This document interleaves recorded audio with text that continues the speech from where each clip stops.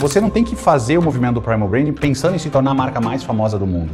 Você tem que montar a estrutura de Primal Branding sabendo que hoje a gente vive num modelo de sociedade, no momento que a gente tem 6 gerações convivendo ao mesmo tempo e 6 gerações já atuando economicamente em decisões de compra, é o momento de entender que a gente está muito diferente do que era no passado com 3 gerações.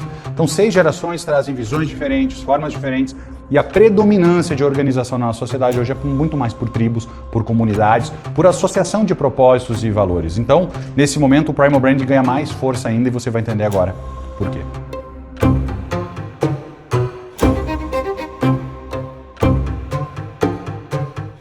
O Primal Brand ele nasceu com um estudo de um profissional chamado Patrick Hanlon. O Patrick Hanlon, nessa análise dele, que foi muito intensa e muito positiva, ao meu ver, para o segmento do marketing moderno, ele traz que existem 7 elementos que, quando reunidos de forma estratégica, podem trazer um diferencial de uma empresa absurda, associados a um conceito de marca, como no passado. A associação dele tem muito a ver, por exemplo, com a própria Igreja Católica. Se a gente pegar a própria igreja, ela é um exemplo do que ele traz, mas eu posso pegar a Apple, posso pegar a Nike, podemos pegar a empresa que a gente quiser e começar a enxergar. O primeiro aspecto tem a ver com história. Ou seja, uma empresa, o primeiro aspecto do Primal Branding é que uma empresa tenha história. Então, assim, quando a gente olha uma Microsoft, nasceu numa garagem, no lugar tal, a HP, a Apple. Então, se a gente começa a olhar as empresas que têm história, elas já têm um ativo muito forte. Quantas empresas têm história? Pô, você vai visitar Balduco, tá lá a caminhonete que era usada pela família. Você vai visitar lá o Alê na Cacau Show, tá lá o Fusca que ele utilizava. Ou seja, esse conceito de história é muito importante, porque storytelling, que a gente viu há pouco tempo, ele cria match entre as pessoas. Então, qual é o storytelling que você tem na sua empresa direcionado à sua história? Né? Qual é a história da sua empresa? Por exemplo, qual é a história do Bush? O Bush foi aquele cara que lavava caminhão, etc. Eu tenho uma história. Eu tenho que posicionar ela, eu tenho que valorizar ela, porque isso conecta pessoas. O segundo aspecto tem a ver com líder. Quem é o líder da marca? Quem é a persona que lidera a marca? Igreja Católica não precisamos falar, né? Mas se eu fosse pegar a Apple, você sabe o nome da Apple? Steve Jobs. E se eu pegar a Samsung? Você não sabe. E a Samsung é mais inovadora que a Apple. Porque a Samsung não está usando dos benefícios do Primal Branding. Depois se eu pegar a Amazon, se eu pegar a Microsoft, se eu pegar Oracle, todas as grandes companhias de sucesso, elas têm história e elas têm um líder. Terceiro aspecto tem a ver com crenças, né? A igreja tem suas crenças, os seus valores, as suas formas de pensar. A Apple tem suas crenças, produtos minimalistas, de qualidade, experiência no abrir a caixa, think different, ou seja, tem todo um posicionamento. Se eu pegar a Microsoft, um conceito de democratizar o acesso. Se eu pegar, sei lá, a Nike, a questão de celebrar as conquistas dos grandes atletas. Então, cada marca tem as suas crenças de como posicionar. Uma Lululemon, que eu comento muito, que é uma das empresas que mais vende no metro quadrado nos Estados Unidos, que vende roupa de ginástica, ou seja, uma empresa que se posicionou num nicho de mercado que até então não existia. Porque se eu pegar Nike, Reebok, ASICS, Under Armour, Adidas, todas essas marcas, elas estão vinculadas à performance.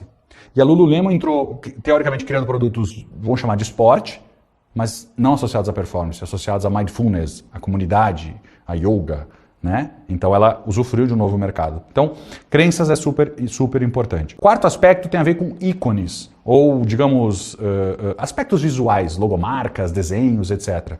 O símbolo da Apple todo mundo enxerga, sabe que é a Apple. O símbolo do Mickey a gente sabe em todo lugar como é. O símbolo do Michael Jordan a gente sabe em todo lugar. Da Microsoft, do Google, da Oracle. E esses ícones, eles vão nos representar como posicionamento. Então você tem que entender, você tem ícones que te representam, que as pessoas ao bater o olho sabem, pô, isso aqui é o fulano. O cabelo amarrado para trás, a camisa cortada, o coletinho. Pô, o colete até pouco tempo atrás era XP. Então tem muito a ver com isso. Então você usa, por exemplo, esse aspecto. Quinto aspecto, rituais. Rituais é uma grande estratégia que as empresas poderiam usar e poucas usam. Poucas usam. Por exemplo, se é uma loja de móveis, cara, qual é o ritual de entregar meu móvel? A gente ir numa parede instagramável e tirar uma foto para mostrar que tu tá fazendo parte de um contexto social específico. Qual era o ritual da Salesforce que eu tinha lá? Era o trabalho do Pledge One, ou seja, de saber que 1% do meu tempo eu dou, 1% do que a empresa fatura dou, 1% das essências vendidas duas, e o cliente sabe que no momento que ele está comprando, ele está fazendo parte, que é um ritual. Como da reserva, tu abre uma caixa, tá lá, cada peça de roupa que você comprou, Carlos, você ganhou 5, você doou 5 pratos de comida, e aí você tem um ritual de ver aquilo. O ritual de abrir a caixinha da Apple. Rituais. Sexto, Palavras sagradas. Palavras sagradas a gente entra num outro contexto que é do tipo assim, por exemplo, Apple. A Apple começa a criar nomes específicos para o que ela faz. Ela não fala de Wi-Fi, ela fala de AirDrop, ela fala de iPod, ela fala de iPhone. Então no momento que a Apple cria, tipo, Apple TV, Apple sei lá o quê, então a Apple cria as palavras, tem as palavras sagradas. A Igreja Católica tem as suas palavras sagradas. A Nike tem as palavras sagradas, Air Max, Air Jordan. Então cada um de nós tem palavras sagradas na forma que eu tenho. Por exemplo, se eu fosse um profissional frasista, as frases que eu tenho, quando eu digo seja interesseiro, seja interessante, não interesseiro, pô, essa é uma palavra sagrada do Bush. Saber servir, sirva primeiro, é uma palavra sagrada do Bush. Entendeu? Quais são as suas da sua empresa? Como você se posiciona? Quem você cultua nesse sentido? E o sétimo ponto do Primal Branding tem a ver com fãs e com haters. Você precisa ter gente da sua comunidade e gente que não quer ser da sua comunidade. Então, por exemplo, quem é fã de Samsung não gosta de Apple. Quem gosta de Apple não gosta de Samsung. Por exemplo, estou generalizando aqui. Quem gosta do time de futebol A não gosta do B.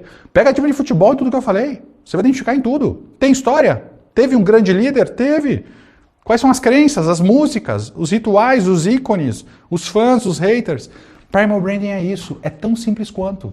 Só que isso tudo é um monte de ativo que a sua empresa eventualmente tem espalhado e você não usa da forma adequada para trazer as pessoas para perto de você. A Lululemon, para mim, é um dos melhores exemplos dos últimos tempos. Pô, a Apple criou o iPod quando lançaram com fone de ouvido branco. Até aquele dia só tinha fone de ouvido preto no mercado. E por que criaram o fone branco? Porque ali a gente já mostrava quem tem Apple e quem não tem. Você queria fazer parte daquela comunidade. Então, olha quanta oportunidade tem na mesa, que muitas vezes você acaba não explorando ela de novo. Nada que eu estou falando aqui, você tem que transformar sua empresa, virar de cabeça para baixo, é só você olhar e dizer assim, cara, faz todo sentido eu controlar a narrativa que eu falo com as minhas pessoas, com os meus clientes. O meu funcionário tem que cultuar. Eu vou dar um exemplo para você muito claro. Esses tempos eu estava discutindo com um vendedor aqui no grupo. A gente tem um treinamento aqui para empresários de 3 dias, chama-se Equity Mais. E ele estava com dificuldade de vender. E, na verdade, eu disse para ele, cara, vou te ajudar então, vou sentar contigo, mas me explica a dificuldade. Não, olha só, as pessoas... Eu digo, não, tem coisa errada, cara. O nosso preço é muito abaixo do mercado porque a gente tomou uma estratégia de que onde há margem é oportunidade. Então, a gente vai tomar uma estratégia de ocupar o mercado dessa maneira. A gente tem resultado, assim, inquestionável, vida inquestionável, conteúdo inquestionável, modelo inquestionável. Cara, é impossível o cara não querer comprar. Salvo o cliente errado está sendo abordado, mas pessoas que querem melhorar o seu negócio, etc., não vai querer não comprar. Ele pode dizer que tem uma restrição financeira, etc., e a gente vai tentar ajudar ele. Mas aí eu fiz a pergunta para ele, tu entendeu isso? Quanto vale a hora do Bush de estar com esse cara? De eu estar lá aconselhando ele, de eu estar gerando um documento que por 10 semanas ele vai ter a continuidade? Enfim, eu não quero fazer o pitch do treinamento aqui, mas eu quero te mostrar assim, eu comecei a mostrar para ele o meu Primal Branding da minha oferta, com storytelling, com marketing de conteúdo, ou seja, o NIO que eu mostrei para vocês até agora, e ele olhou para mim e disse, cara, eu não tinha olhado desse jeito, é muito barato. Parou de ter problema de venda. Então, às vezes, a gente está mudando o produto, está mudando tudo, está tentando ensinar o vendedor a ser um Einstein vendendo, onde, na verdade, a gente tem que simplificar a venda. Faça isso com o seu negócio. Faça isso com o seu negócio.